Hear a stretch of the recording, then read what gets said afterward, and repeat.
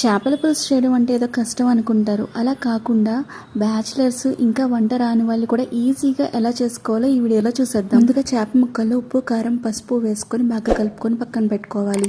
Mixie జార్లో టమాటా ముక్కలు ఇంకా ఉల్లిపాయ ముక్కలు వేసుకొని మెత్తగా గ్రైండ్ చేసుకొని పేస్ట్ని పక్కన పెట్టుకోవాలి. కడాయిలో ఆయిల్ వేసుకొని మనం ముందుగా గ్రైండ్ చేసుకున్న పేస్ట్ని ఆయిల్లో వేసుకొని ఫ్రై చేసుకోవాలి. ఈ టమాటో ఉల్లిపాయ పేస్ట్ ఇలా ఫ్రై అవుతున్నప్పుడు దీంట్లోకి 1/2 స్పూన్ పసుపు ఇంకా రుచికి తగినంత ఉప్పు కూడా వేసుకొని బాగా కలుపుకోవాలి. 1 స్పూన్ అల్లం వెల్లుల్లి పేస్ట్ ఇంకా సన్నగా పొడుగ్గా తరిగిన పచ్చిమిర్చి వేసుకొని బాగా కలుపుకోవాలి. ఇప్పుడు దీంట్లోకి మనం ముందుగా కలుపుకొని పక్కన పెట్టుకున్న చేప ముక్కలను వేసుకొని ఒక 10 నిమిషాల పాటు ఫ్రై చేసుకోవాలి. ఇప్పుడు దీంట్లోకి 1 కప్పు దాకా చింతపండు రసాన్ని వేసుకొని స్లోగా కలుపుకోవాలి. చింతపండు రసం వేసుకొని బాగా కలుపుకున్న తర్వాత దీంట్లోకి 2 స్పూన్ల దాకా కారం, 1 స్పూన్ ధనియా జీలకర్ర పౌడర్, 1 స్పూన్ గరం మసాలా వేసుకొని స్లోగా కలుపుకోవాలి. లో ఫ్లేమ్లో ఒక 10 నిమిషాల పాటు మరిగించుకుని చివరిగా కొత్తిమీర వేసుకుంటే చేపల పులుసు రెడీ అండి. వీడియో నచ్చితే సబ్స్క్రైబ్ చేయండి.